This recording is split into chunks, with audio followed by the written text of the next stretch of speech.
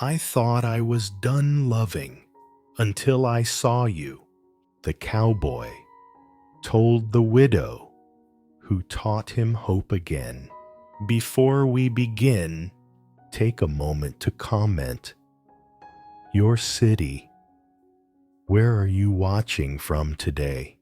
And once the story is over, don't forget to rate it from 0 to 10. Enjoy the story. Wyoming, late spring, Jastin 74.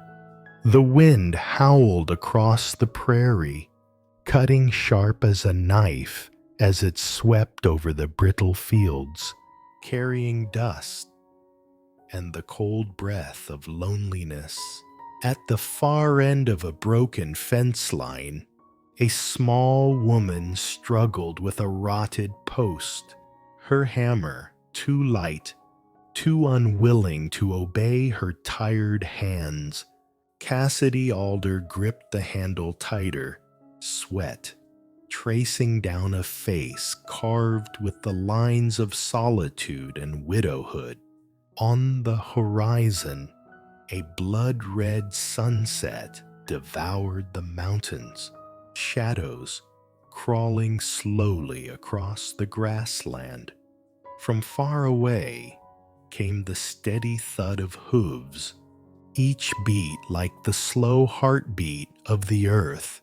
Then, out of the dust, a figure rose upon horseback, tall, steady, proud.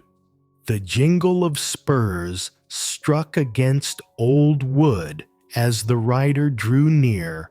A hand brushed the butt of a revolver, habit, not threat, the reflex of a man long used to danger. Then a voice, low and warm, broke the hiss of the wind. Need a hand? Cassidy froze, her eyes lifting into the fire-lit dusk. The question wasn't just an offer. It carried the weight of destiny. The town behind her lay silent beside the abandoned railroad, where trains hadn't stopped since last winter. Dust curled down the empty main street. The saloon hung shut, its sign groaning in the wind. At the very edge of that fading place sat one lonely homestead, as forsaken as the whistle of a train no longer heard. Cassidy Alder, 32, a widow. Since the storm that claimed her husband, the house had felt more like a burden than a home. Yet every morning she endured, slipping into worn boots, pulling her heavy coat, her sun-browned face set with eyes that carried grief no one else could see. No neighbors came to help anymore. Only the leaning fences and endless pasture reminded her how heavy loneliness could be. That evening, the dry wind stung her skin as she bent low, hammering another post into the stubborn ground. The wood was too rotten, the hammer too small, and her heart too tired. Her sorrow never spilled as tears. It lingered instead in the way her hands clenched the handle, each strike a fight against a world that had already taken too much. And then hooves echoed from the abandoned track. Out of the red horizon came a rider, his shadow long against the dying sun. Dust clung to his boots, his wide-brim hat cut half his gaze. Yet nothing could hide the steel of his resolve. Mason Tucker, a drifter from Texas, past 30, hardened by the brutal ranches where he had worked his years away, a man of few words, surviving only by his hands, certain that the past never returns what it has stolen. He pulled up his horse near the fence, his eyes settling on the woman, laboring with a hammer, too small for her burdens.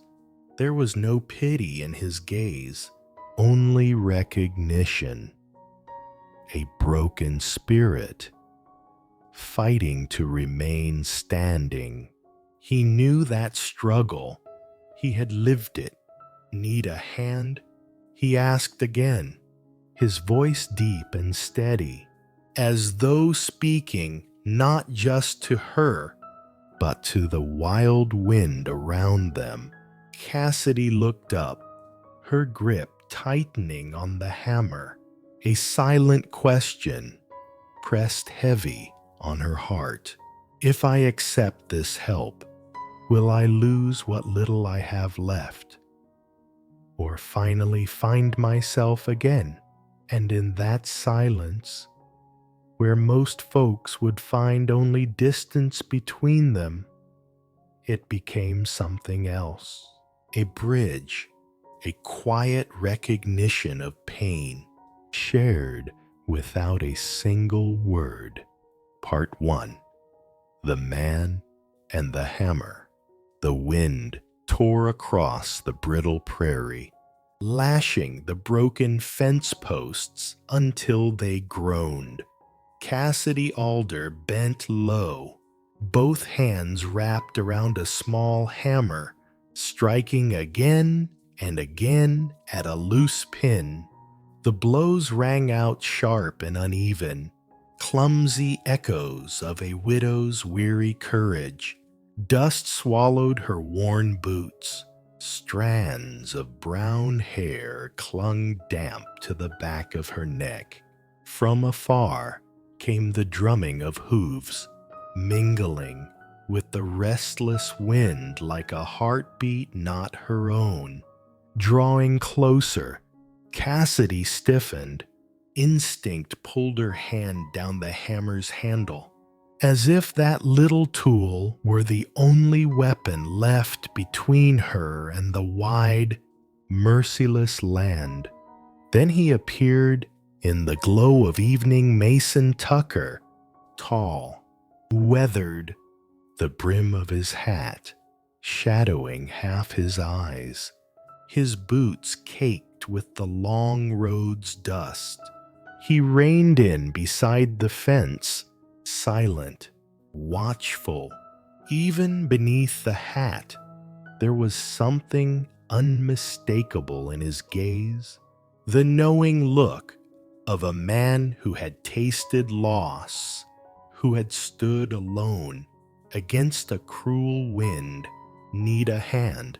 His voice carried low, steady, soft enough not to startle her, strong enough to cut through the howl of the prairie. Cassidy's eyes flashed up, wary and guarded. For a moment, she was swept back in memory, when William was still alive, and these fences never fell to ruin. Now, it was only her worn hands and a child waiting for supper in the cold house behind her. The wind tugged at her hair, the sunset bleeding red across them both. And in that instant, she stood at a crossroad, turn away from the hand offered, or take it, knowing her heart might stir again. Her grip tightened on the hammer. I can manage, she said, the words breaking rough and stubborn like the shell she wore to keep the world at bay. Yet the hammer was too light, her strokes too feeble to steady the sagging boards. Mason didn't answer.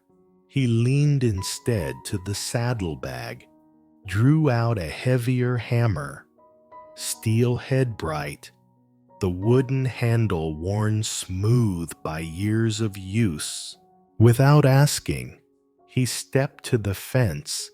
His first strike rang sure and solid, the kind of rhythm that steadies the earth itself. Each blow drove the post deeper, firmer, as if his own quiet will were rooting it to the ground. Cassidy's arm fell still. From the corner of her eye, she studied him. The measured strength in his frame, the patience in every movement. The contrast was stark. Her breath came ragged, hands trembling. His form was steady, his motions unhurried, enduring in the silence, broken only by wind and hammer. Cassidy realized something she hadn't dared admit. Sometimes another's steadiness could bear the weight you no longer could, even if only for a broken fence. A tightness rose in her chest, but she forced it down. She had sworn never to need a man again. Yet Mason's hammer, sure, relentless, without judgment, seemed to echo through the fractures of her heart. By the time the last post stood firm, the sun had dropped halfway, painting the sky in a blaze of crimson. Cassidy stepped back, arms weak, leaning against the mended fence. It felt stronger now than it ever had beneath her own hands. Mason stood beside her, swiping sweat with the back of his sleeve. He did not smile. He did not speak. His eyes followed the horizon, eyes that held the same weary shadow she saw each morning in her own reflection. The prairie wind carried the scent of dry earth, the faint smoke from a shuttered saloon. Grass bent low in waves of silence, yet in that silence, Cassidy felt no distance, only a quiet kinship, as though Mason understood her burdens without a word. Her eyes stung, but she turned away before tears could fall. Western women didn't cry before strangers. Still, deep within, a seed was sown small, fragile, but alive. Hope. Cassidy wiped her brow with the back of her glove, her voice hoarse. "Thank you." 2 simple words, yet they weighed heavy as stone. Since William's death, she had never once let another hand finish what was hers to carry. Mason only nodded, but his gaze drifted from the fence to her, and lingered long enough that Cassidy had to look away, her heartbeat thudding hard. She feared that if she met his eyes too long, he would see the cracks she had worked so hard to hide. "It's only a fence," she said quickly, her tone turning cold, as if to erase the tremor in her chest. But just then, Penny, her little girl, peeked from the window, clutching a ragged toy horse. Wide-eyed, she watched her mother not stand alone for once. Cassidy swallowed. A thought cut sharp. Perhaps her daughter longed, too, for a man's steady figure beside this fence. The light dimmed. Shadows swallowed the prairie. Before leaving, Mason set his rough palm against the final post, pressing it firm as if sealing a promise. "Fence'll hold now," he said, Lo, Cassidy's breath caught. She knew he spoke of more than the fence. He was telling her that what breaks can stand again, that what is lost may still be steadied by another's hand. The moment pierced her heart. A woman who had sworn she'd need no one suddenly felt a pang, not of weakness, but of longing, longing to rebuild the fences of her life, not alone. Her eyes flicked to the post, her voice unsteady but sure. It'll stand longer than before.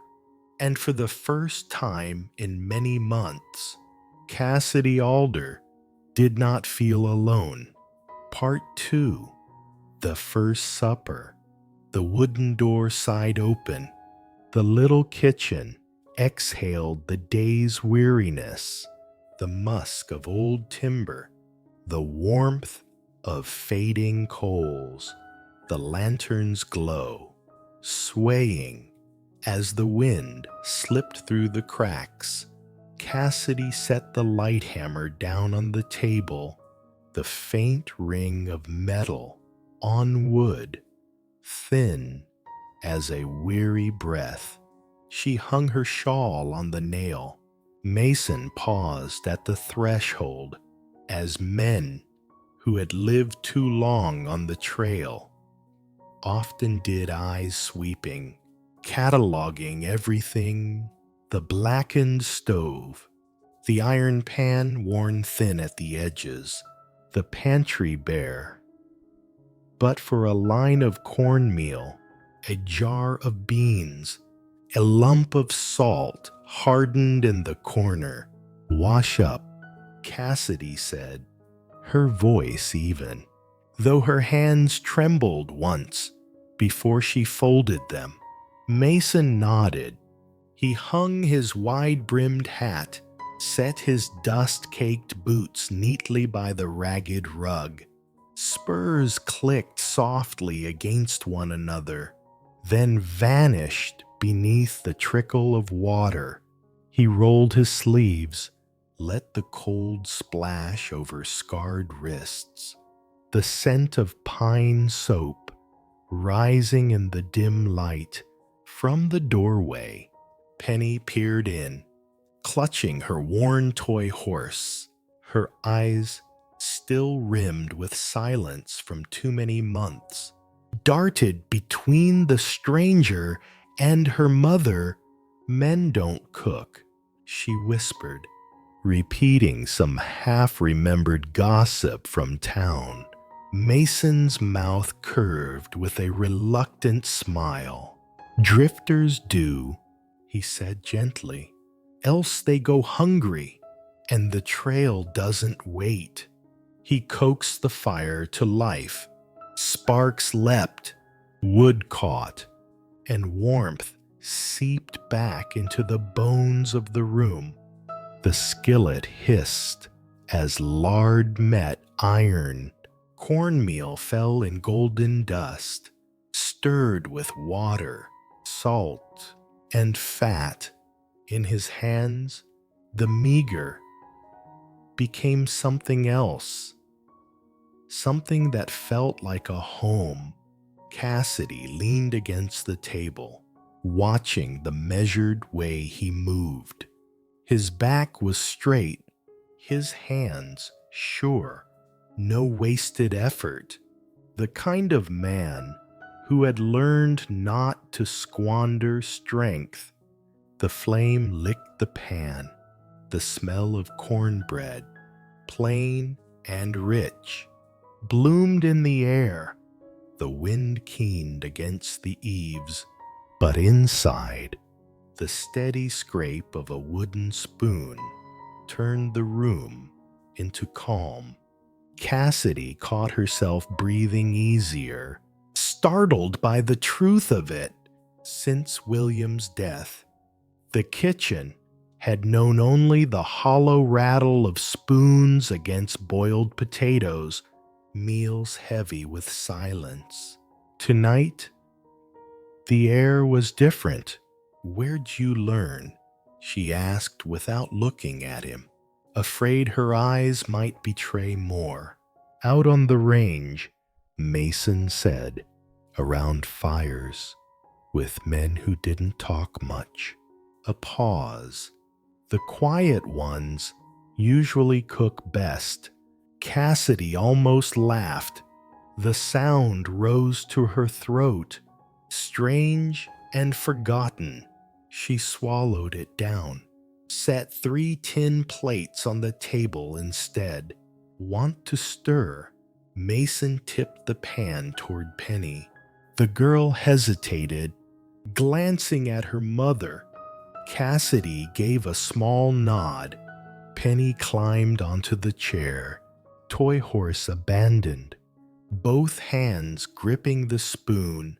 Like this, just so. Mason's larger hand settled lightly over hers, slow. Listen close. The batter'll tell you when it's ready. The batter talks. Penny giggled, leaning against his arm. Only in whispers, Mason said, straight-faced.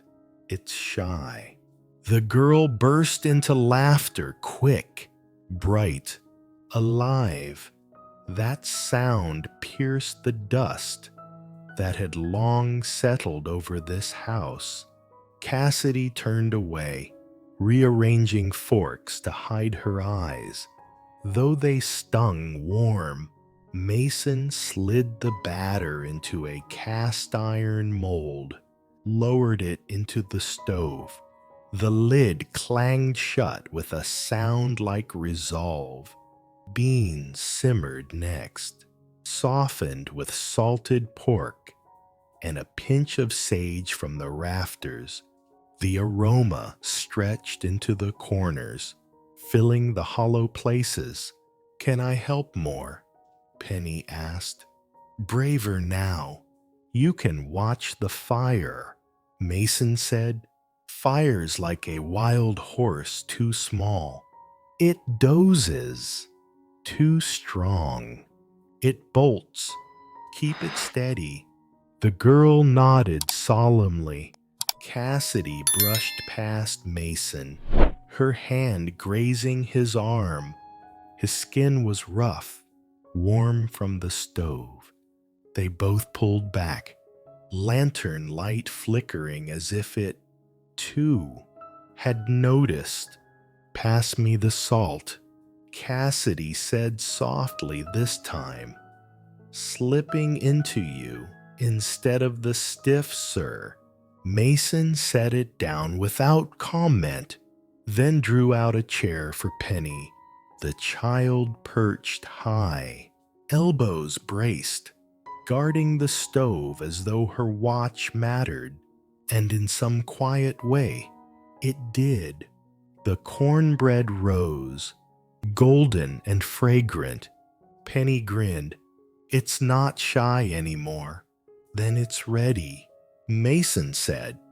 They sat at the table, plates filled with cornbread, beans rich and smoky, pickled cucumbers from the last jar. The lantern cast a circle of light like a blessing. Mason bowed his head briefly, hands folded, a gesture of thanks without words. Penny mimicked him, lashes falling against her cheek. Cassidy nudged a larger piece toward her daughter. Here, sweetheart, that's the writer's piece, Penny said, eyes dancing. Writers share, Mason answered, with the little ones who remember how to laugh. Her giggle echoed off the old wood.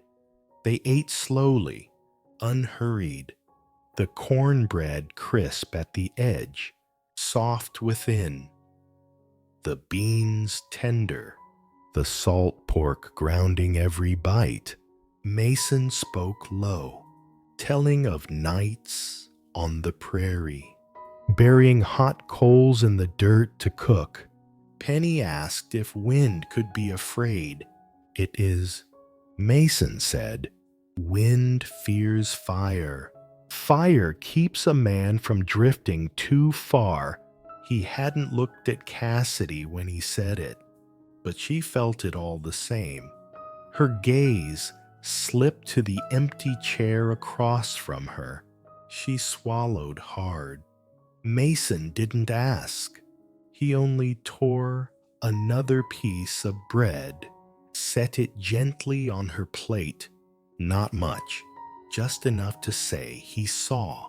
"Thank you," she whispered. The words came easier this time. The meal ended with Penny gathering crumbs, shaping them into a small horse on her tin plate. Cassidy rose quickly. We'll wash," Mason corrected. Calm, certain, and so they did. Cassidy scrubbing, Mason rinsing, Penny drying, humming tunelessly. Each motion fell into rhythm, like cattle eased through a narrow pass. When the last dish hung dry, Mason knelt to mend the cupboard hinge, then the stubborn latch on the door, then steadied the wobbling table leg. Quiet repairs, done without fuss. The kinds of things most men overlooked. Penny dozed at the table. Blinking heavy, Cassidy gathered her up, but Mason was there with a blanket, tucking it lightly around her shoulders.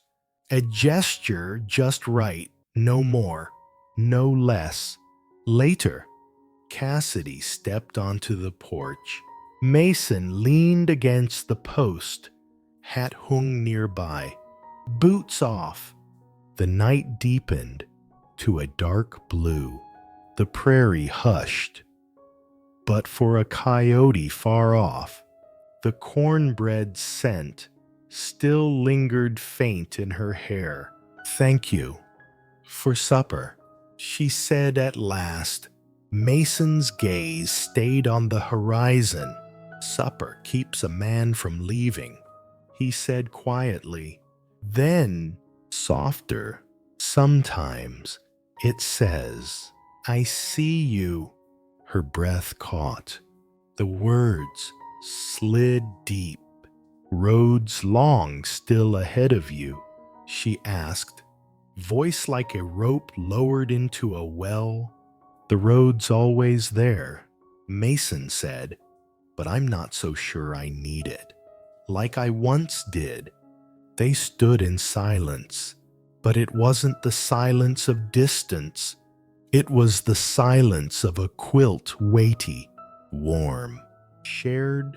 "You'll find a bed in the east room," Cassidy said, not out of pity, out of space. "This house has room." Mason nodded, slow as signing a promise. "In the morning," he said, "I'll see to the water trough and that loose hinge on the barn." Cassidy's hand rested on the porch post, her palm tracing the grain. Inside, the clock struck once.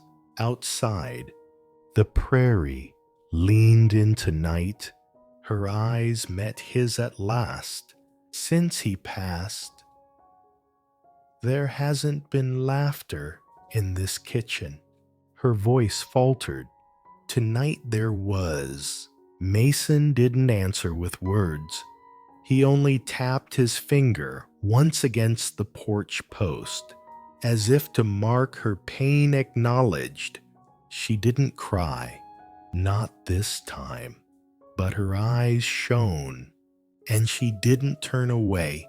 "I'll leave the cornbread out," Mason said, "so come morning, its scent will greet you before the rooster does." He tipped his hat, quiet as the man himself, and stepped back inside. Cassidy lingered, hand brushing the small crack in the post. Somehow, it felt clean now, tended.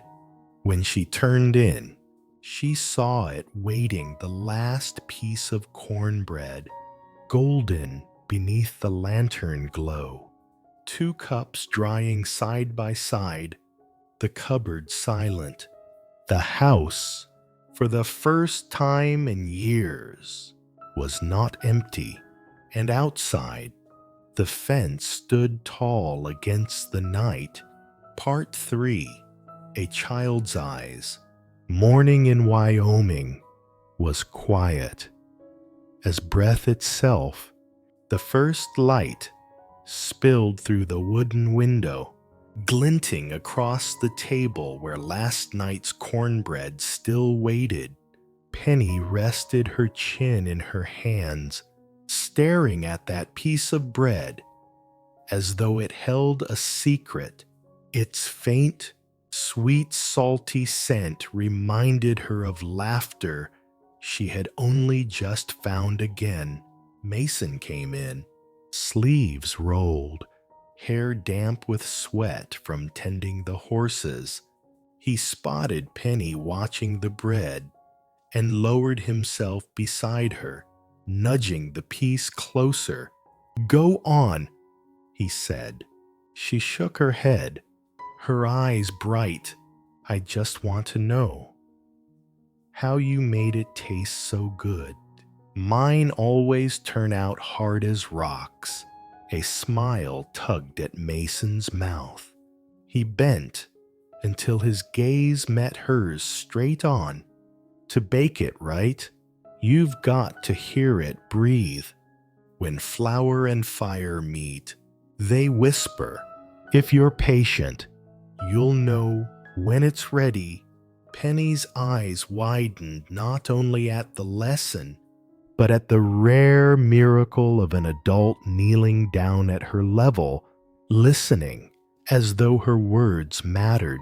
She nodded eagerly, hair flying loose. "Next time, you'll let me hear it." Mason nodded, eyes soft as wind in grass. From the kitchen doorway, Cassidy watched. She caught her daughter's look round, clear, innocent.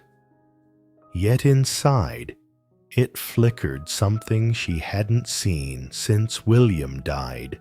The image of a father. Cassidy's chest pulled tight, aching and gentle all at once, as though a rough tear inside her heart had been stitched with one small thread. After breakfast, Mason led a horse out. Penny scampered after him, toy mare clutched under her arm. "Tell me about the first horse you ever rode," she begged.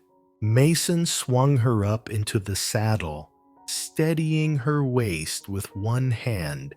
Leaning on the pommel, he began. "That horse wasn't gentle, not like you'd think.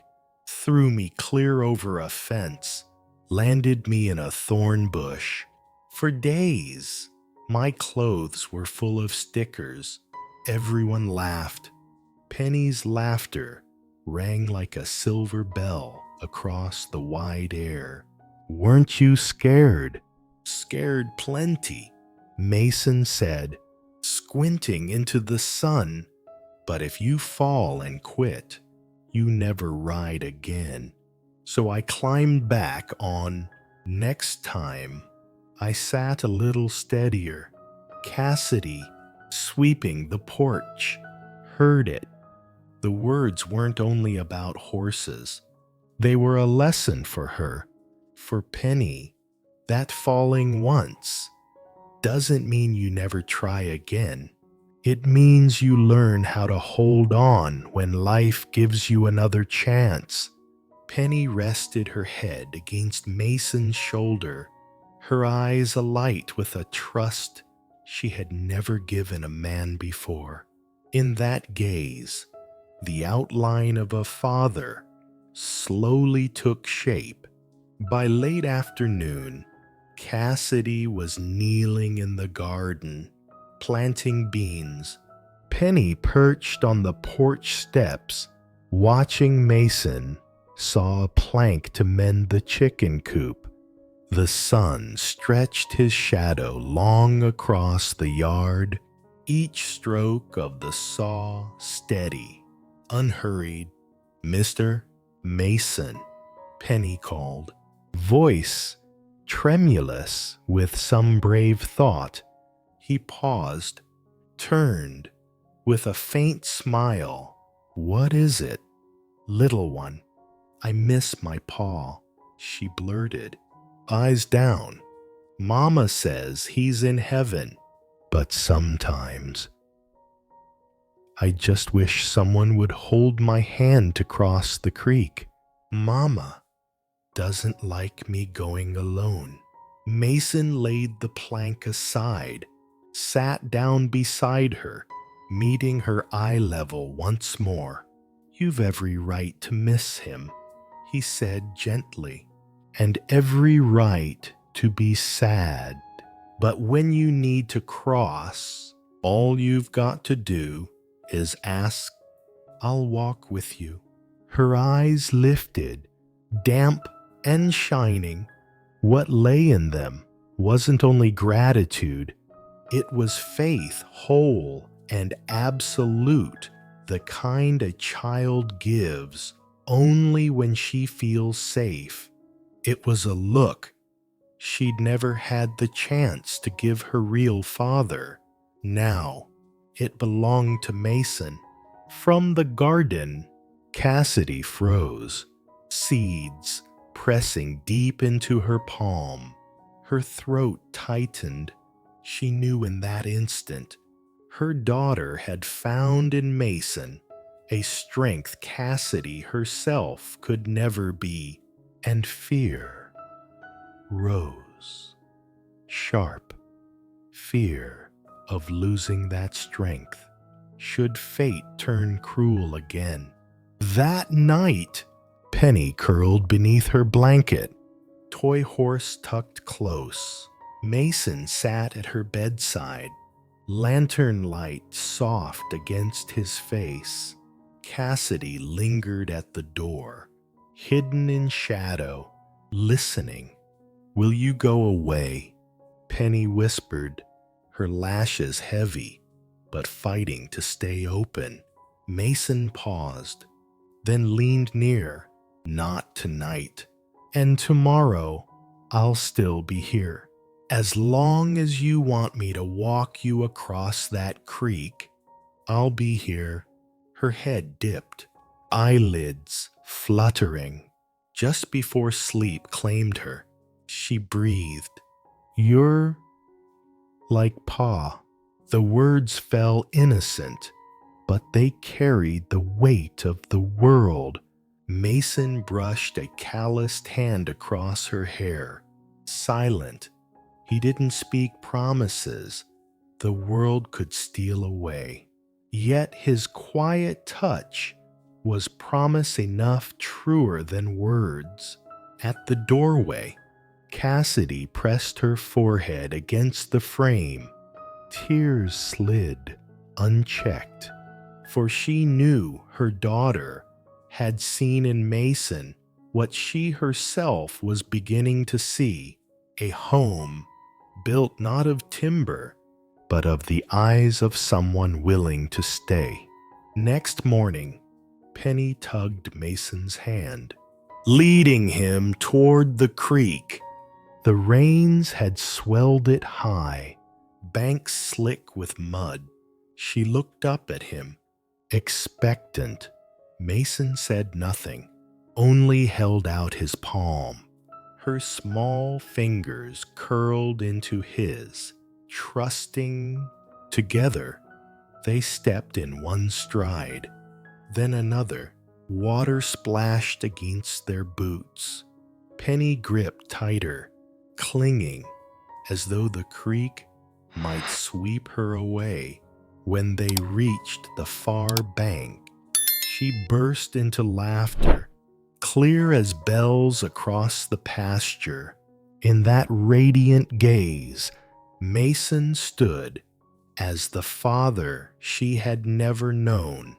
From a distance, Cassidy watched, her chest clenched with both fear and wonder, grief, terror, and a fierce, aching hope knotted together until she could barely breathe. For it wasn't only her being steadied by Mason's hands, it was her child, too, finding light again. The sun climbed, blazing gold over the fields. Penny held tight to Mason's hand, eyes never leaving his face. And Cassidy, for the first time in many long months, whispered to herself, perhaps a stranger's hand could be destiny. Part 4. Confession on the Porch. Night fell across the Wyoming plain. The sky was cloudless. Stars, scattered thick as salt, spilled over darkened timber. From the kitchen came only the faintest glow of a lantern turned low, its yellow light spilling through the crack of the door, drawing a thin circle across the porch. Cassidy sat in a wooden chair, arms folded, her eyes fixed on the endless prairie. The dark wrapped itself around the fields. The wind had quieted, leaving only the song of crickets and the slow breath of horses in the barn. In that silence, she could hear her own heartbeat, the sound she had lived with for months, hollow and echoing inside a house missing half its soul. Mason stepped out, tall frame outlined against the starlit sky. His boots creaked faintly on the porch planks. He set his hat down on the table, poured water into a tin cup, then settled beside her. Neither spoke. Only the wood groaned beneath their weight. Only their breath curled into the cool night air. Cassidy glanced sideways. Mason leaned forward, elbows on his knees, his scarred hands turning the cup. The lantern's glow caught his face, carving it sharp and solemn, as though cut from stone. Yet in that stone, she saw a fracture, a crack born of loss, a wound a man carries long after the world has moved on. The silence pressed thick, but it wasn't heavy. It was a quilt spread across them both, letting two weary souls rest for a while. Quiet out here, Mason said at last. His voice was low, measured, steady as his hammer had been in daylight. Cassidy nodded faintly. So quiet. Sometimes it makes me feel like I don't belong to anyone at all. Mason kept his eyes on the dark field. I've slept in places loud with life saloons, bunkhouses, train depots, noise enough to drown your own thoughts. But quiet. He paused. Quiet's worse. Quiet makes you remember. Her throat tightened. She turned toward him. You lost someone, didn't you? The words fell dry, but true. His hand clenched the cup, veins rising against his skin. He drew in a breath, then gave a slow nod. Someone I thought would ride the whole road with me. but the road was longer than we had strength for. His voice caught. No details were needed. Cassidy understood. Her fingers brushed the worn crack in the chair arm where William once sat. They sat together, their grief mingling in silence. No contest over who had lost more. A soft wind drifted by, carrying the scent of dry grass and old wood, as if the land itself bowed its head to sorrow. Mason set the cup down, rubbed a hand across his eyes, then lifted his gaze to the stars. Cassidy, her heart jolted. Hearing her name on his lips shook her. He turned, caught her eyes. The porch seemed to hold its breath. I thought I was done loving. The words dropped heavy into the night, sinking like stone into deep water. Cassidy's chest tightened. It sounded simple, but behind it lay a lifetime of shuttered doors, walls too thick for anyone to break through. He let the words sit, cut clean through the silence, carved into the night itself. Then, softer, until I saw you, standing there, fighting to hold that fence. With hands too tired, you carried the weight of the world like it was yours alone. And I realized my heart hadn't died. It was only asleep. Cassidy turned away, but the tears came hot. She hadn't cried when William died, not when fences fell, not when supper burned to ash. But she cried now, because this man had laid bare a wound that mirrored hers. Her voice broke. You don't need to say that. But in her chest, she prayed he would not take it back. I don't say it to take anything from you, Mason answered firmly. I say it because it's the truth. The night was utterly still. The house seemed to listen. Cassidy saw him fully, the calluses on his hands, the early gray in his hair, the shoulders that had braced storms and sand. A man who thought he'd lost all reason to love, looking at her now, as if she was the reason to remain. It struck her deep. The place she'd sworn no one would touch again, he had touched with one sentence. Her tears fell, but they felt lighter, like the first rain that washes dust after a long wind. Cassidy drew a breath, heart hammering, throat raw.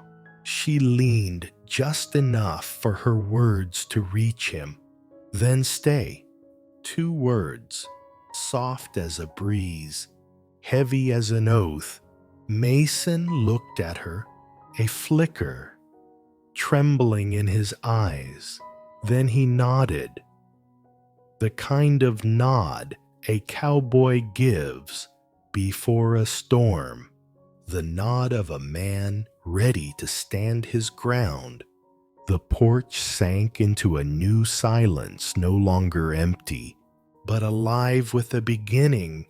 Beyond the fence, the field stretched into darkness, but within that little circle of light, a fire had caught, not in the stove, but in 2 hearts long thought dead. Cassidy laid her hand on the wood where William once sat. I'm not betraying you, she told him silently. I'm only learning to live again. Then she turned to Mason, letting the quiet itself carry her answer. The stars blazed, the wind stilled, and two souls, once certain love was lost forever, found each other again in the heart of silence. Part 5. The Rain Road. The sky was already gray when the rooster crowed. Rain tapped soft on the wooden shingles, trailing down the window panes in narrow streams. Cassidy wrapped a wool scarf snug around her daughter's neck, tugging the knot tight as if to keep Penny inside her arms a moment longer. "Walk quick," she whispered, "and steer clear of the low ground." Penny nodded, but her wide eyes kept drifting to the curtain of rain outside. Mason stepped in from the yard, shirt damp, his hat dripping steady onto the floorboards. He set down a bucket, voice firm but calm. "I'll take her." Cassidy lifted her eyes. Words caught on her lips. A part of her wanted to refuse to insist. 2 miles in the rain wasn't worth troubling him, but Mason's look held neither plea nor command. It carried only certainty, as though the matter was already decided. He knelt, held out his hand. Penny hesitated, then slid her small palm into his, warmth pressing through the chill of the morning. Cassidy's chest tightened at the sight. In that instant, she understood. Some promises aren't spoken at all.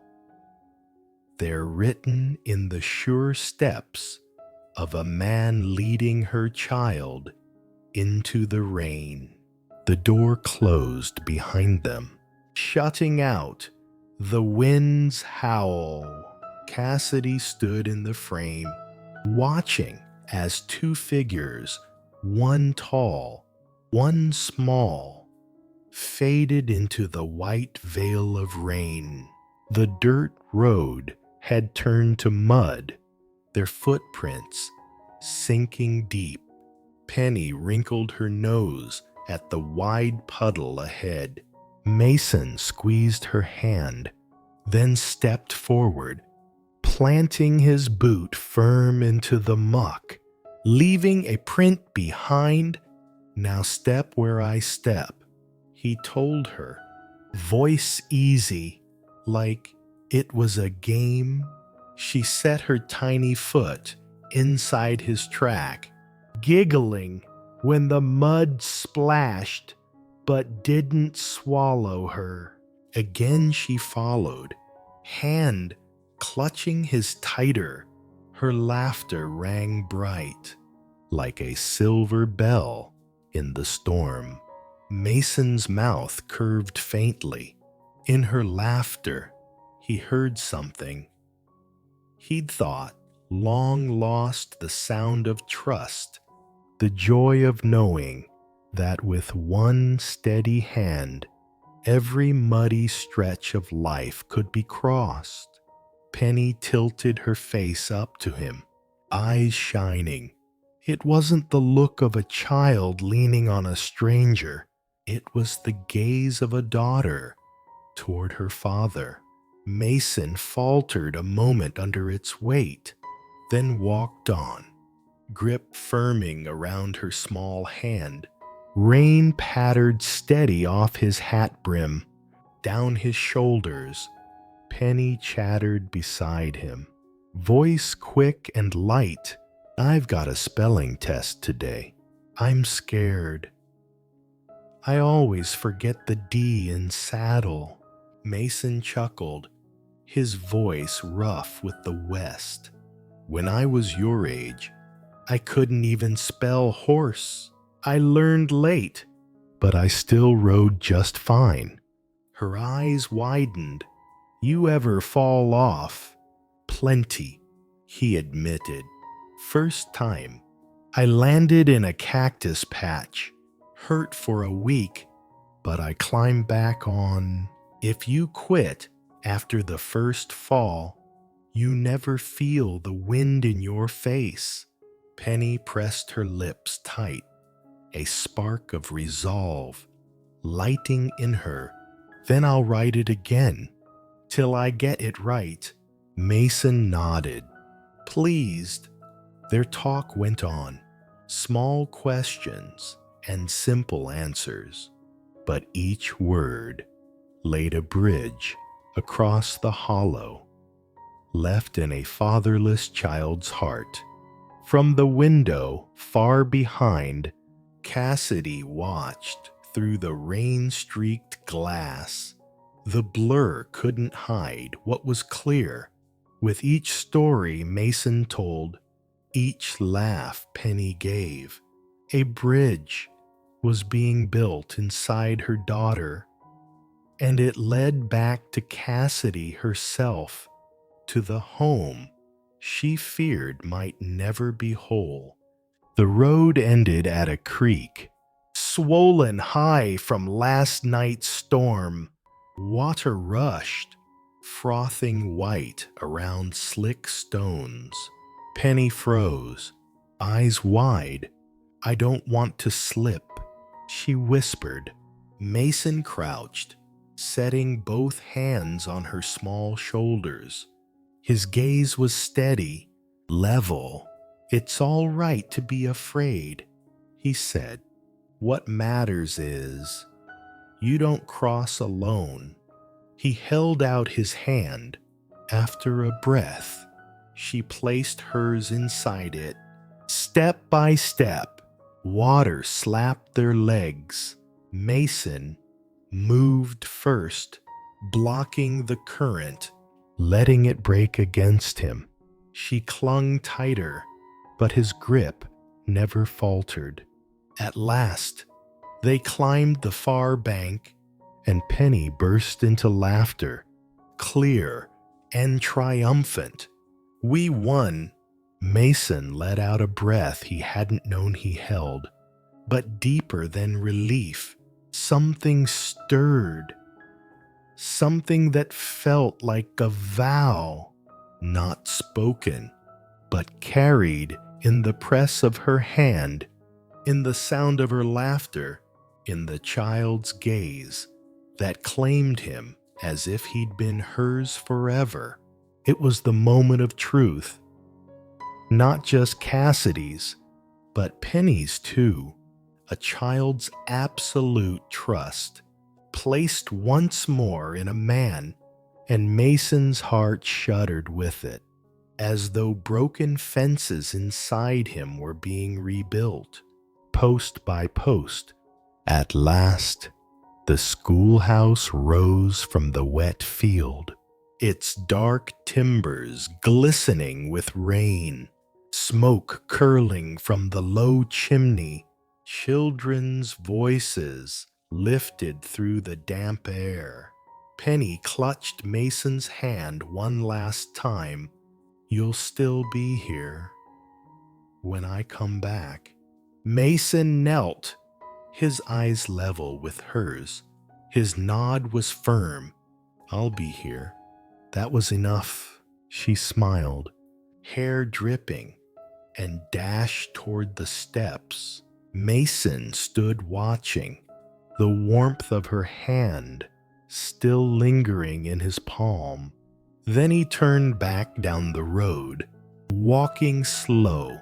Rain blurred the fields, but inside his chest, a fire had kindled, the fire of a man who had found where he belonged.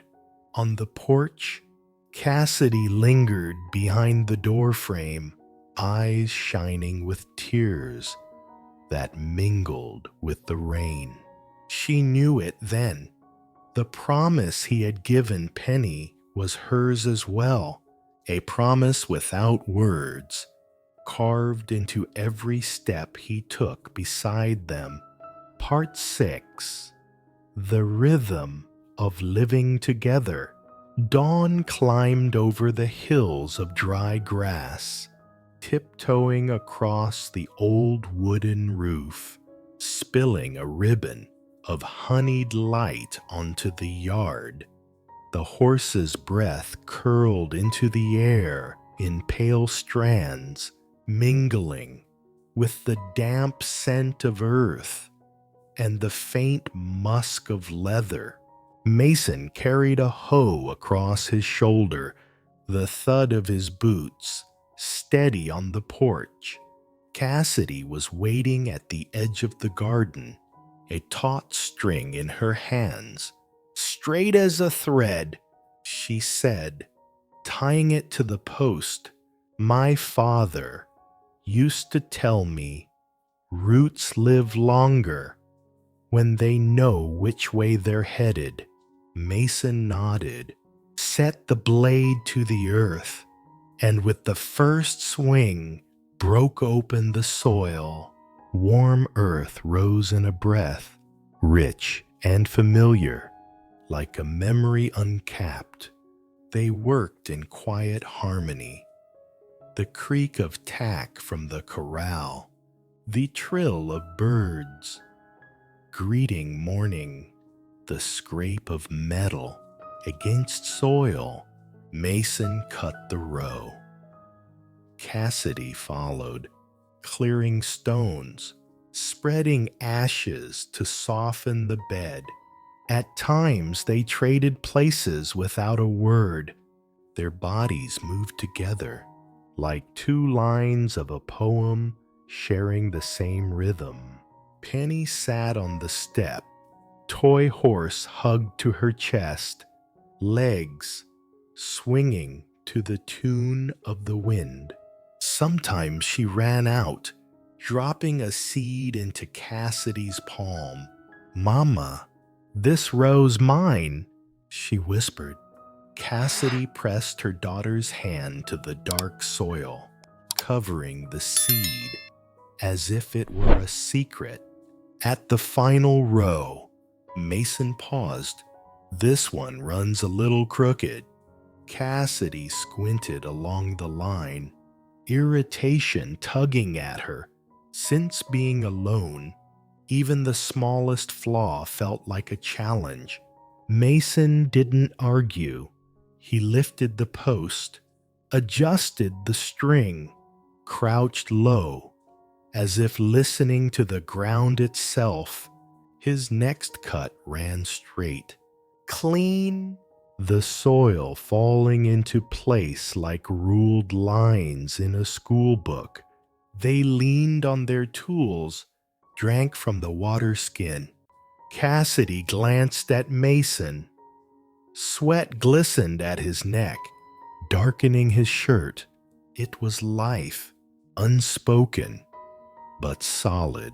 "Thank you," she murmured, light words, but heavy with meaning. He smiled only with his eyes, slid the water toward her. At that distance, Cassidy felt her own heartbeat change slower, deeper, like the earth breathing after it's been turned. By mid-morning, the rows stretched straight and true, their shadows long and parallel. Penny tied a green ribbon to a stick at the first row, "So the wind remembers the way," she whispered, and the wind seemed to hear, lifting the ribbon in a gentle nod. Toward noon, dust swirled in the heat. At the north fence, a post leaned hard, the wire grinding with a rasp. Mason laid his hand along the wood's grain. Cassidy lifted the hammer, then froze. Near the base were faint carvings, do, and C, weathered by rain, but still there. William Alder had left his mark on this boundary. Cassidy's hand brushed the letters. They had once been home, and harvest, and Penny's laughter. Before she knew what loss was, Mason stepped back, silent, honoring the pause. Gently, he unfastened the wire, as if opening a fragile book. "Some posts don't need replacing," he said softly. "They just need the right brace." Together, they steadied it, packed earth, drove wedges true. Each strike of Cassidy's hammer was no longer defense against pain, but strength to keep memory standing tall. Mason tightened the wire, eyes lingering on the faded letters. Then he pulled a small knife from his pocket. He looked to her. She gave the faintest nod. Beneath the old marks, he etched M.T. small, discreet, almost hidden, not to replace. He murmured, brushing away shavings. "Only so. The land knows another hand is watching now." Her eyes brimmed. She laid her hand on the post, her other hand brushing his, just for a moment, but enough for a current to spark. The wind returned, tugging his brim, making the carved letters seem alive again. In the pasture, Maverick tossed his head and whinnied short, as though testifying to an unwritten covenant. By evening, gray clouds rolled low. Penny ran from the barn, breathless. "Mama, the calf won't get up." Cassidy dropped her gloves. Mason was already through the door with rope in hand. The smell of damp straw and raw milk filled the air. The calf lay on its side, struggling. The mother cow stood guard, eyes fierce, breath hot, low on sugar. Mason said, pressing the calf's belly, and cold, his voice fell to a hush as he soothed the mother. "Easy now, girl, easy." His tone sank into the barn, steadying even the horses outside. Cassidy rubbed the calf's ears and legs, urging warmth. Penny hurried back with warm milk, sweetened with honey. Together, they worked the first swallow weak, then steadier, until the calf trembled, pushed, staggered, and at last found its legs for a breath of standing. Its cry broke sharp and small, but alive. Cassidy exhaled, eyes burning. She looked at Mason, shirt dusted with hay, hair damp, hands milk-stained. The image seared her heart. A man who stayed, who did, who carried more than words. "It's warm now." Penny smiled, palm pressed to the calf's chest. "Warm means it wants to keep on," Mason said, ruffling her hair. He hung a lantern before leaving, an amber eye to watch through the night. Even the mother cow's gaze softened in its glow. That evening, the air stilled. Mason sat on the porch, saddle on its stand, oiling leather with slow circles. Each stroke whispered of rain, soon, and dust it had carried. Cassidy brought 2 cups, the rich scent of coffee curling into the night. "You take care of things so well," she said, watching his hands. "Things remember when you care for them," he replied. The quiet truth drew a laugh from her rare, unguarded. Spilling out into the porch, Penny emerged, holding a small wooden box. "I found this in the empty drawer," she said. It was William's old drawer, empty since the blizzard years ago, empty like a corner of Cassidy's heart. She opened it, nothing inside. Her eyes lifted, a decision flickering. "If you want, you could keep something here." The words opened a door with no hinges. Mason rose, said nothing. He slid a folding knife inside its blade-worn, handle dark, and a small coil of twine, soft with use, nothing of value, but everything a man might reach for in the morning. The drawer closed with a sure click. Penny clapped softly at the sound. Inside, the clock ticked. Outside, Maverick stamped once. Cassidy breathed deep, feeling the scattered pieces of her life line up. "Tomorrow, I'll fix the east eaves," Mason said, voice even, like one already belonging. The lanterns swayed, casting their shadows tall and calm. Against the wall, 3 figures, joined at the drawer's bottom, lay knife and twine, small and quiet.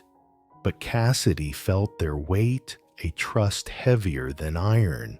Sunday came without church bells. The steeples had broken long ago in some forgotten storm. Instead came the ring of hammers and the smell of wet wood. Mason and Cassidy hauled a plank to measure the old trough. "It leaks in 2 places," Cassidy pointed. "We'll build new," Mason said. "Old wood'll make good shelter." Penny followed with a tin of nails. "I'm the nail keeper." "That's a mighty post," Mason said solemnly. And she puffed her chest with pride. They patched and joined, smoothed and tested. Water ran clean through, not a drop wasted. Cassidy's fingers were sticky with sap, hair dusted fine as mist. Mason caught her small nod, quiet approval, worth more than praise. They set the trough by the pasture. Cattle crowded near, tongues lapping, eyes soft with pleasure. Penny perched on the fence, green ribbon at her neck, fluttering like a flag of claim not conquest, but belonging. A rider from town passed, lifted a hand in greeting. For the first time, Cassidy didn't feel like half a widow. She stood beside a man, her child before her, her home behind, water running sure beneath. At noon, rain whispered down. They stood beneath the new eaves, the trough singing steady like an old hymn. Mason's hand found Cassidy's not tight, not loose, but sure. It said everything. The fence upright, the drawer filled, the calf breathing, the rows straight, the water flowing life. At last, in its right rhythm, Cassidy turned to him. Their eyes met. No words needed. The moment was not thunder, not lightning. It was rain, soft, constant, soaking, until she realized she was drenched through with it. By afternoon, the clouds broke. Sun poured over the ribbon Penny had tied. setting it alight. She laughed, racing out to cup water in her hands. Maverick drank deep, tossing his mane. At the fence stood the post, with its twin carvings old and new. Not replacing, not erasing, but standing together. That was how a home learned to live again. Not by denying, not by forgetting, but by opening space for wind to pass and for fire to stay. And in the sound of water running clear, it seemed the earth itself whispered, "Stay." Part 7. The fear of admitting. Night lay heavy over the ranch, thick as a wool blanket. The lantern in the kitchen burned low, its golden glow spilling through the window in a thin square of light. On the porch, Cassidy sat in a wooden chair, hands wrapped around a steaming cup of coffee. The crickets played steady in the grass, their song mixing with the long sigh of the land after a hard day's work. Mason stepped out, shirt open at the collar, the smell of horse and sweat still clinging to him. He dropped into the chair beside her, the wood groaning under his weight. Neither spoke. Their eyes rested on the fence line, stretching straight through the dark, black ink drawn across the night.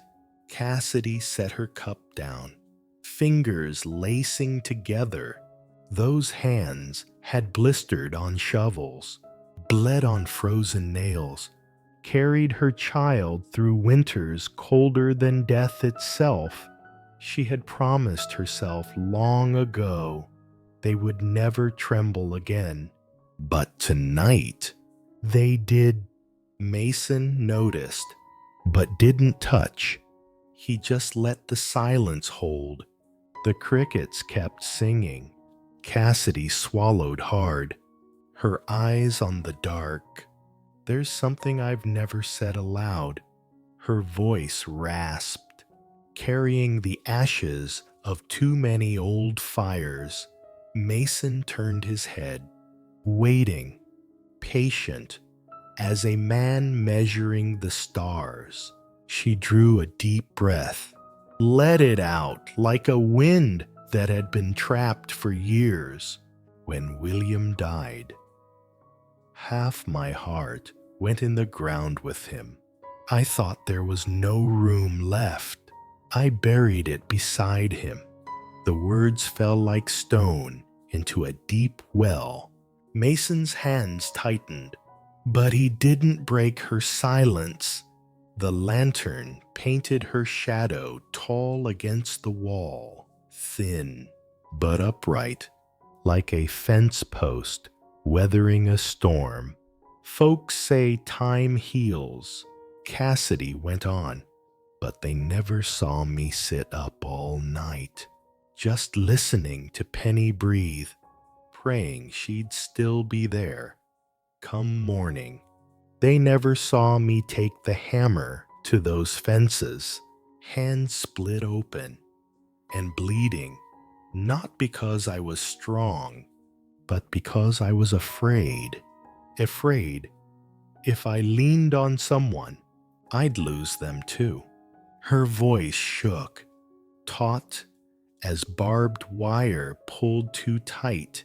Mason looked out at the dark pasture. He knew that fear.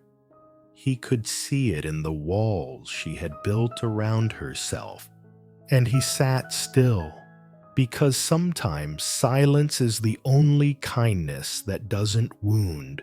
Cassidy turned the cup in her hands, eyes shining. "Mason, I'm afraid to love again." The words came bare, stripped of armor, because love means giving someone the right to break you and I've already been broken once. I don't know if I could survive it twice." The night hushed, as though the earth itself held its breath. Even the crickets stopped. Mason turned to her. Slow, steady. He didn't smile. He didn't rush. His gaze held hers, the way a cowboy studies the heavens, searching for true north. The lantern caught in his eyes. Steady fire. "You've got every right to be afraid," he said at last, voice rough as desert sand. "But fear don't mean you've got to walk alone. I'm not here to replace anybody. I'm just here to walk beside you." Cassidy's hands clenched, and at last the tears broke free. They slid down her face, not loud, not showy, but heavy enough to crack stone inside her chest. She turned away, hiding them in shadow, but Mason didn't need to see. He'd heard it in her voice. He didn't reach for her. Instead, he laid his hand flat on the porch rail between them, calloused, rough, but open. An invitation, not a command. Cassidy stared at it. That hand, scarred from years of hard miles, waiting in stillness. Her breath came quick, like a woman standing at the edge of a cliff. Slowly, she laid her hand atop his, not interlaced, not clinging, just resting, but the warmth flowed through, as though her walls had felt their first crack in years. Mason didn't squeeze, didn't move. He only held the moment, steady, showing her he would not pull away. In the hush that followed, the crickets found their song again. Their hands lay side by side on that rail, silent, yet spelling out what words could not. She was afraid, but she dared to set her hand down anyway. The night stretched on, stars thick as silver dust overhead. Inside, Penny's breathing was soft, the lullaby of a child safe in her bed. On the porch, Mason and Cassidy sat shoulder to shoulder, hands resting close. Her voice broke low, fragile as glass. "I don't know what tomorrow will bring, but tonight, I admit it, I've been afraid, and I still am." Mason turned, eyes bright under the stars. Fear just means the heart's still alive, and if it's alive, it can still love. He gave a small nod, a vow without need of a witness. Cassidy closed her eyes, letting one last tear fall into his waiting palm. And in that instant, anyone listening could feel it, the ache of confessing a fear they've buried too long. The crickets sang softer now. The wind drifted easy across the grass, and on that little porch, in the wild stillness of the west, a heart once shattered dared to whisper its secret aloud. The fear of loving again. Part 8. The promise not to leave. Night fell early, heavier than it should have. Wind slipped through the cracks in the kitchen door, making the lantern flame flutter like a restless heart.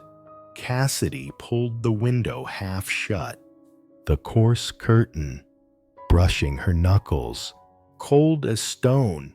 On the table lay Penny's dress with a seam come loose. She threaded her needle, but her eyes kept wandering to the drawer where Mason had left his folding knife and the small coil of twine. Little things, silent things, yet they carried a warmth that made the room feel less empty. Mason stepped in from the barn, his shirt damp with night air, the scent of leather, and sky clinging to him. He set his hat on the peg, poured hot water into 2 tin cups. Storms shifting, he said, his eyes flicking toward the window, where clouds had begun swallowing the stars. Storms always shift. Cassidy answered, trying to keep her voice steady. The needle whispered through cloth with a faint swish. She could feel him behind her close, not touching, yet his presence softened the wall of cold at her back. In these lands, men came with storms. What was rare was a man who knew how to stand still. The lantern lowered, wrapping them in a hushed glow. Mason slid a cup toward her. Tomorrow I'll ride to town for wire, he said. Set posts on the south line. His tone was plain, a list of work, but in the silence that followed, Cassidy knew something else hung there, something heavier than chores. She set her needle down. Her hand trembled. She pressed it flat against the table to hide the shake. You don't have to stay out of pity, she said, eyes fixed on the stitched seam instead of him. I couldn't bear charity dressed as loyalty. Mason didn't answer at once. He rested his rough fingers on the table's edge-scarred hands that had carried miles of stone and dust, as though anchoring the room itself. The air waited, and when he finally spoke, his voice dropped low, each word falling like a stake-driven firm. I'm not here out of pity. He lifted his gaze. Their eyes met. The lantern flickered, casting their shadows into one along the wall. Out west, there are nights so thin that one sentence alone can turn the wind. Mason drew his chair close, laid both palms bare on the table empty, unshielded. I spent years riding, he said, voice steady. Every stop I made, I asked myself only one question: which way at sunrise? That was how I kept safe. If no one stayed, then no one could leave me. Cassidy's throat tightened. A moth brushed the lantern flame, leaving a tiny black mark on the wick. Then one day, Mason continued, I saw a woman with a hammer too light, trying to hold a fence upright as if it carried the weight of the whole world. And for the first time, my boots didn't ask which way. They just stopped. She looked up. His eyes were dark and deep, as if a wind-scoured lake had gone still. He laid one hand in the space between them, not touching hers, but close enough for the heat to travel across. Cassidy, he said, voice steady as iron, I won't leave. I won't let you carry this alone. It wasn't a wedding vow, nor a preacher's prayer. It was 4 stakes driven into the dirt, hammered under lamplight, forged with breath and silence. True, because it was bare. Cassidy opened her mouth, closed it again. All the words she'd stored across 7 barren years turned to dust, and in that fragile pause, she set her hand into his, this time not hovering, not half turned, but lacing her fingers through his. The warmth surged across like a hidden spring rising through stone. The lantern glowed brighter, casting a line of gold across the drawer where his knife rested. Even those small objects seemed to understand. The house had received a new covenant. Outside, the wind eased. Penny stirred in her sleep and sighed, steady as a clock. The world hadn't changed its face, but the weight of night had shifted, drawn toward the 2 hands bound together over a plain wooden table. By dawn, Cassidy woke earlier than habit. She stepped into the kitchen and stopped. 2 tin cups rested side by side. Mason's coat hung next to hers, sleeves brushing.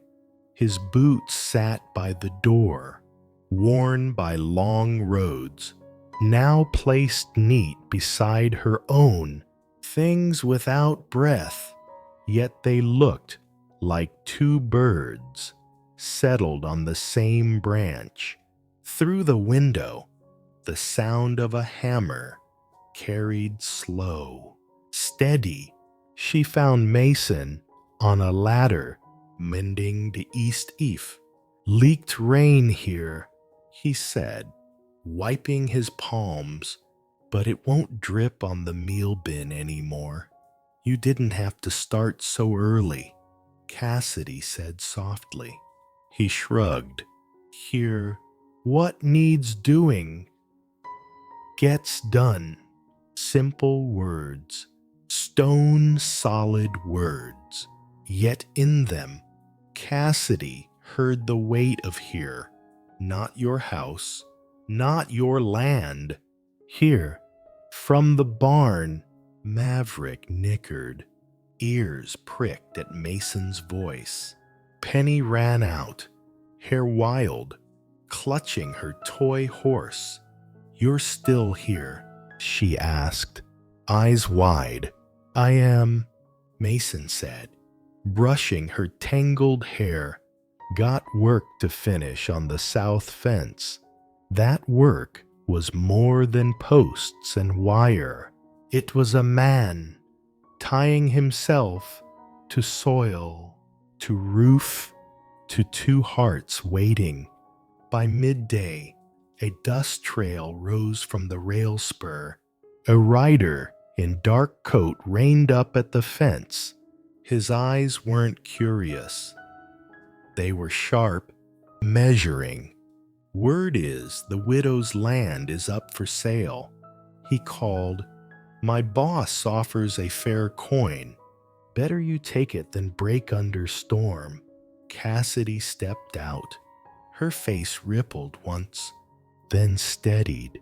This land isn't for sale.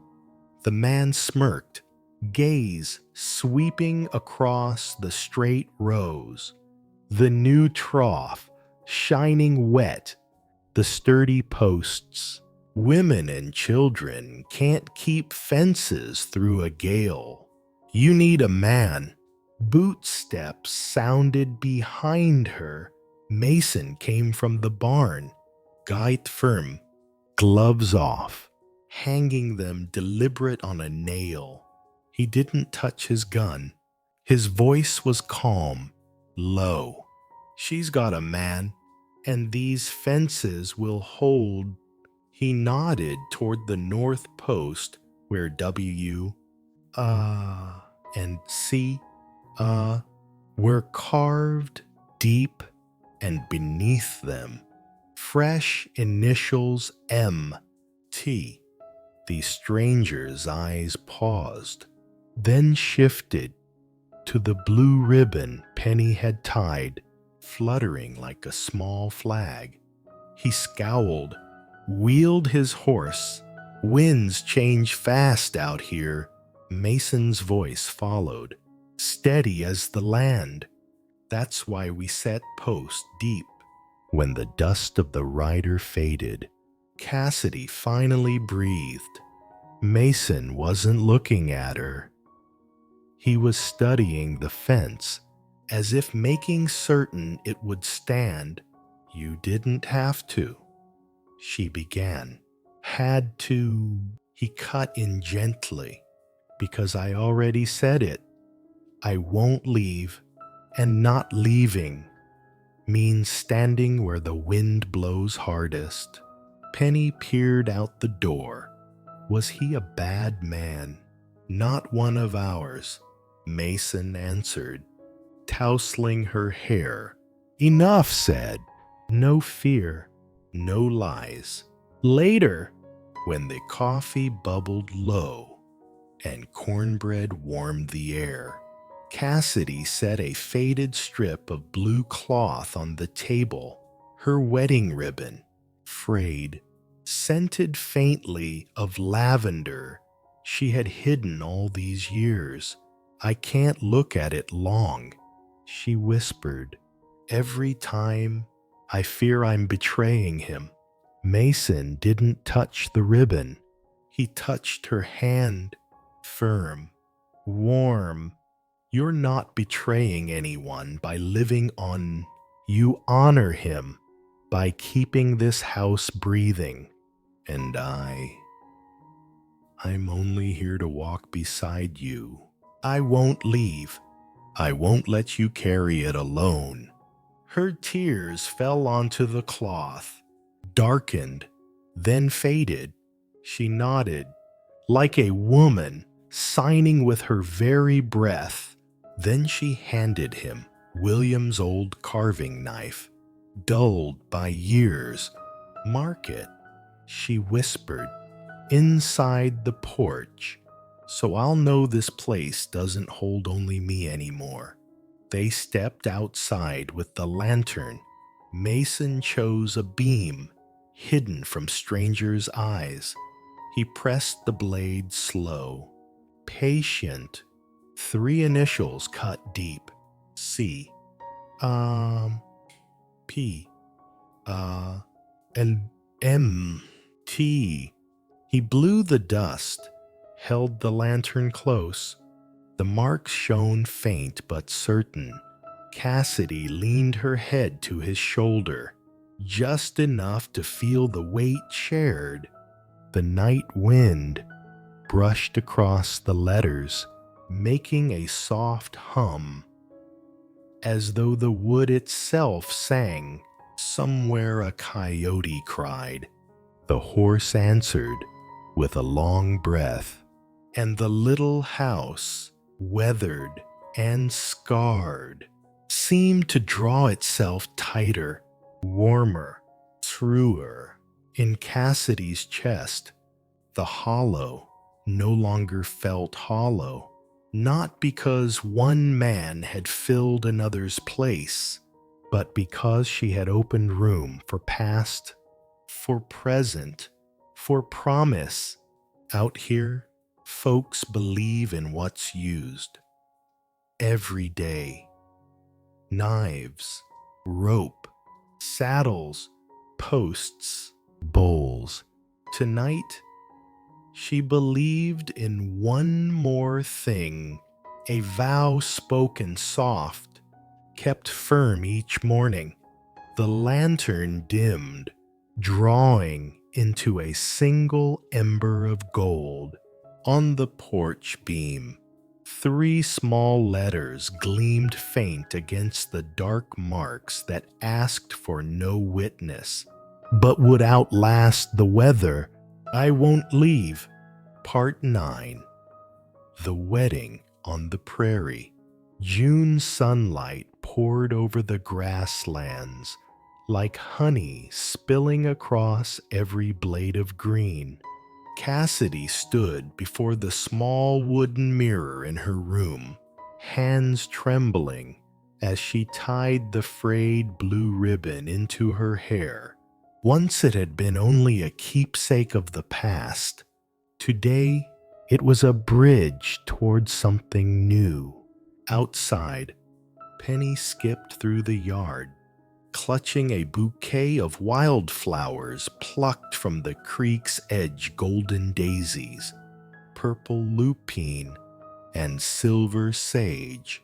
Maverick tossed his head and gave a soft whinny, as if even the horse understood that the air was different this day. Mason had been ready since dawn.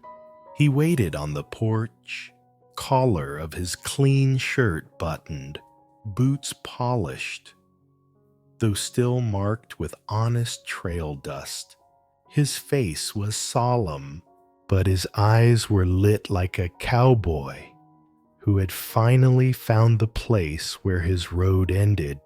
Cassidy stepped out, her dark hair bound, her dress plain ivory, no lace, no frills, just a trembling smile at the corner of her lips.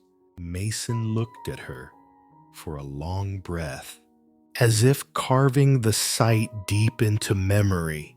The woman who once gripped a hammer to hold a broken fence, now walking toward him as a bride of the prairie. "You're beautiful." "Mama!" Penny squealed, hugging her bouquet tighter. Cassidy's smile widened, her eyes glancing to Mason. No words passed between them, yet the audience could feel it, their hearts already beating in time. Today, their home would be remade with a vow. The ceremony was not in a church, nor in town, but out in the open meadow. The eastern field stretched wide, filled with the scent of fresh-cut grass, and the endless sky overhead. A small wooden table held a worn family Bible the McIntyres had brought. Neighbors gathered, Mr. and Mrs. McIntyre, an old couple from the next ranch, a handful of children, watching with round eyes, as if they'd stumbled into a rare wonder.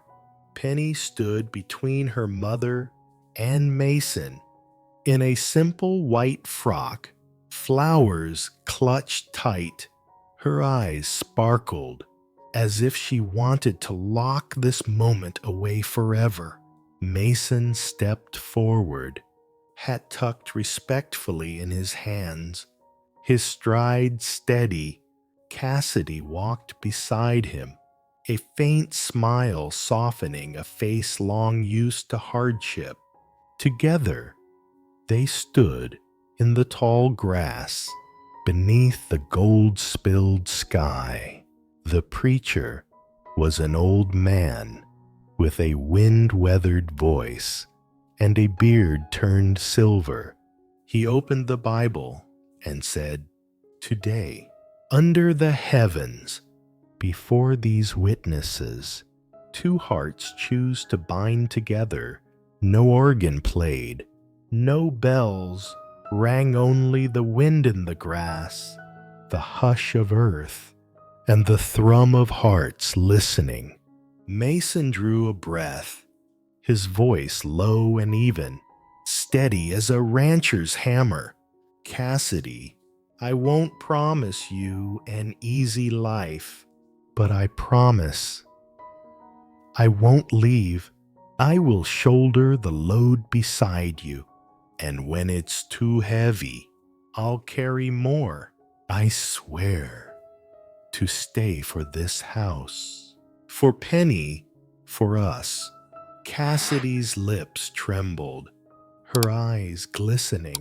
She pressed a hand to her chest and spoke, fragile yet clear. "Mason, I once believed my heart had no room left to love, but you stood beside me in silence, mended each fence, steadied each calf. You showed me love doesn't need grand words. It needs someone who stays. I vow I won't be afraid anymore. I will walk with you through storm or sun." For a moment, the meadow fell utterly still. A cloud shifted, and sunlight poured like a golden veil across the two of them. Penny held her breath, then tossed her flowers into the air. Petals swirled, yellow and purple, carried by the breeze. Her laughter rang out like a bell, and every heart watching broke and mended all at once. The preacher closed the Bible with a smile.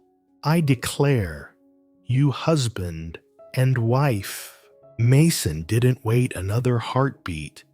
He stepped close and kissed Cassidy. The kiss was slow, steady, not rushed, but sealing, as if stamping into the earth itself the word home. Cassidy closed her eyes, resting into his arms. Safe at last, Penny clapped and spun in circles. "They're married. They really are." The neighbor children laughed, tossing more dried petals into the air. Mrs. McIntyre dabbed her eyes, and an old rancher murmured a frontier saying, "A wedding needs no bells, only two hearts that beat together." The music of the moment was wind sighing, horses calling in the distance, and the ripple of laughter rolling across the grass. This was the second great swell of emotion happiness, rising not from cathedrals or grand feasts, but from wildflowers and the wide open land. Afterward, neighbors gathered at a long wooden table draped in a plain cloth. Cornbread, smoked beef, fresh milk from the McIntyre cows, and jugs of cider stood in place of fine wines. Penny sat between Mason and Cassidy, her mouth sticky with honey, her eyes alight. Mason lifted his cup. No champagne here, just water drawn from the well. "Sweet and true, I drink to this home, to this land, and to the two girls who gave me a reason to stay." Cassidy's lips quivered, her eyes shining. She raised her cup, her hand unsteady, but her smile firm. "And I drink to a man whose promise needed no grandeur, only truth. To Penny and Sipra Uchosa, who taught me love never dies, and to Mason for choosing to remain." Tin cups clinked, laughter warmed the meadow. The sun slid low, spreading its last wash of gold. Penny ran laughing into the tall grass, scattering the last of her petals. Mason and Cassidy sat shoulder to shoulder, watching her spin beneath the falling light. As the neighbors drifted home, the table stood nearly empty. Only one small family remained: husband, wife, and child. Evening light pooled around them, glinting off Cassidy's hair, Mason's shoulders, and Penny's playful dance. No church bells, no lavish feast, only the very things the heart longs for most: a home, a vow, and a prairie of sunlight to bear witness. Part 10. The House of Staying. The prairie lay bathed in golden dusk, sunlight spilling across weathered planks of wood, stitching long seams of light through the passing day. On the porch, Mason leaned back against a post, one arm wrapped around Penny, her small head resting sleepily on his shoulder after a long day of play. Across from them, Cassidy sat with her hands folded in her lap, gazing at the two of them as if looking at a picture she never believed could exist. Crickets sang, the wind stirred gently, and Penny's green ribbon tied to the fence fluttered like a tiny flag.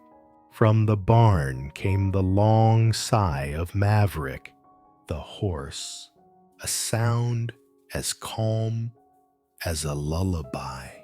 Cassidy let out a deep breath, then smiled. This house, it feels too small now. Mason lifted his eyes. Boots crossed loosely on the porch step. Small seems to me it holds the sky and the earth just fine. Penny stirred, half asleep. If we had another room, I could hang my toy horse in it. Cassidy laughed softly, her eyes turning tender. The thought of another room touched something deep, not for luxury's sake, but because it meant they no longer thought only of survival. They could think of tomorrow, and tomorrow looked like a home. The next morning, as the sun edged over the hills, Mason hauled old planks into the yard. Cassidy stood beside him, hair tied back neatly, sketching rough lines into a notebook. If we build the room on the south side, it'll stay warmer through winter. That way, it'll be sheltered from the wind.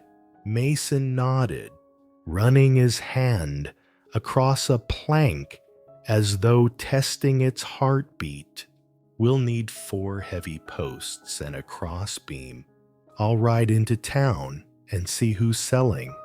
Penny skipped in circles, chalking white lines onto the dirt as though the room already stood. Here's the window, and here's the bed, and right here, this is where I'll hang dried flowers. Cassidy bent down to watch, her eyes glistening.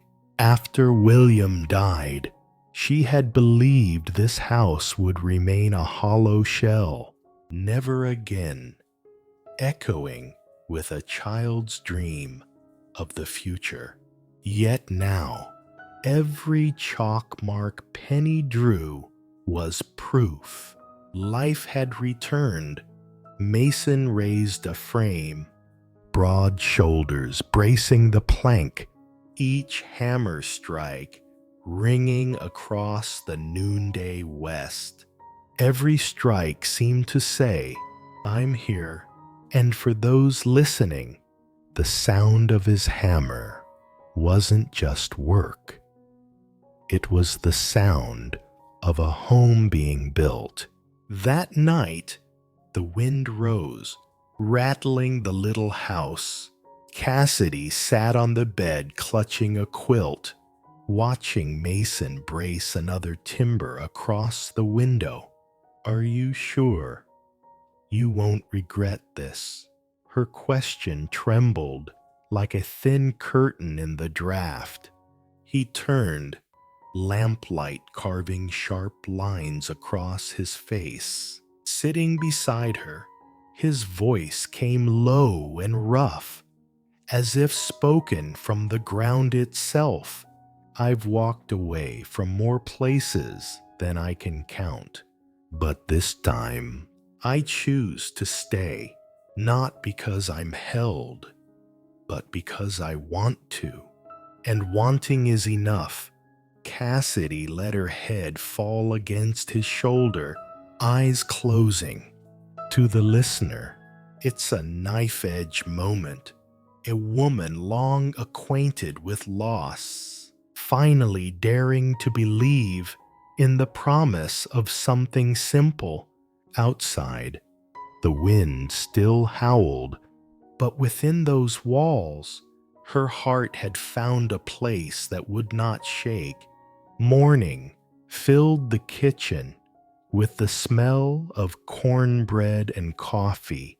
Cassidy stood by the stove, sleeves rolled, while Mason honed a knife at the table, and Penny rinsed tiny tin cups. Their laughter warmed the room that had once only known wind and silence. Tomorrow we can break ground for the new room, Mason said, lifting his eyes. I'll borrow a saw from McIntyre, Cassidy answered, firm, and I'll sew the curtains. A room needs windows with curtains, not just walls and a roof. Penny piped in, bright, and I'll plant flowers outside the window. The kitchen glowed not just with lamplight, but with life itself. Every voice, every task pointed toward a shared tomorrow, and here lies the heart of it. Love revealed not in grand vows, but in small chores, in small dreams, stitched together like fabric. That evening, the three sat on the porch, watching the sun sink into a ribbon of red and orange. Penny lay across Mason's lap, eyes closing. Cassidy sat close, her hand resting gently atop his. How many rooms do you think we'll need? She asked. Mason gazed toward the horizon, voice steady. One for Penny, one for guests, and maybe one for the children who haven't come yet. Cassidy bit her lip, smiling through tears. It wasn't some lofty promise, just a dream small enough to believe in, yet big enough to live for. On the fence, the green ribbon still waved. On the porch beam, the initials carved that night still gleamed faintly in the dusk. The little house, once cramped with sorrow, now stretched wide with hope. The final picture is quiet, but unforgettable. A drifting cowboy, a widow who thought she could never love again, and a child with an open heart. Three souls sitting together, no grand oaths, no noise, only warmth, and one porch under a western sunset. That is the justice of the heart, not in greatness, but in simply staying.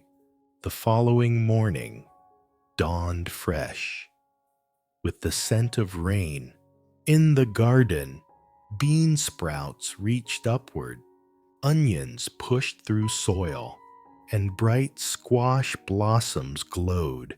Cassidy knelt, her calloused hands now stroking new leaves, as though touching a miracle. Mason hauled water buckets from the well, sweat dampening his shoulders, but his gaze lighter than when he first set foot on this land. Penny raced through the yard, cradling a stray puppy, her laughter bright as a brook. Cassidy watched them both, her heart swelling. She once thought this house was only a tombstone for memory, but now, with every seed sprouting, it stood as proof that life goes on. Mason set down the buckets and clasped her hand, his rough palm against her weary one. Together, they held a promise of trust, of staying. Later, Mason led Cassidy along the southern fence. New posts stood strong beside old, the wood still bearing William's initials. C. Just below Mason's own mark, M.T. had weathered into the grain, no longer new. But part of the story, Cassidy touched the post, tears welling not from grief, but from knowing the past hadn't vanished. It simply stood still, witnessing the present. Mason said nothing, only stood nearby, his shadow stretching across the fence like another brace. And in that silence, Cassidy knew she no longer carried it all alone. The prairie wind whistled, but tonight it sounded less like sorrow, more like a song of company. A woman touching the past, a man standing in the present, and between them, a fence line that spoke of continuity. By evening, the house glowed with lamplight. The smell of cornbread mingled with coffee. Spoons clicked against tin bowls. Penny bent over her paper, tongue peeking out as she practiced her letters. Cassidy stirred a pot, stray strands of hair falling against her cheek. Mason sharpened a blade, the rhythm steady. Tomorrow, we'll dig the foundation, Mason said, looking toward Cassidy. She smiled. And we'll make sure that room has an east-facing window. The sun should always find its way in. Penny chimed. And I'll hang flowers on the walls. Here, the audience feels the tender strike of emotion, not in wealth, but in this lit kitchen. A woman sewing, a man working, a child dreaming of her room. It's quiet, yet it resounds deeper than any music. Night fell on the porch. Mason sat with Penny asleep across his lap. Cassidy rested against him, her hand in his. Maverick stood still in the distance, shadow stretching long. Cassidy whispered, "How many rooms do you think we'll need?" Mason's voice was slow, certain. One for Penny, one for guests, and, if we're blessed, one for children yet to come. Tears shimmered in Cassidy's eyes, not a promise far away, but a humble dream enough to live on, enough to believe. And so the chapter closes. A cowboy once adrift, a widow once broken, and a child once lonely, now together in the justice of the heart, not loud, not grand, just choosing to stay. The lamp burned warm inside the house, The garden whispered with wind. Penny's ribbon still danced on the fence, no longer a banner of solitude, but the flag of a home rebuilt. The message, love, doesn't need to be loud. It's built with fences mended, gardens planted, meals shared, and every soul deserves someone who chooses to stay. Have you ever met someone who made you stop being afraid and choose to stay? Share it in the comments below.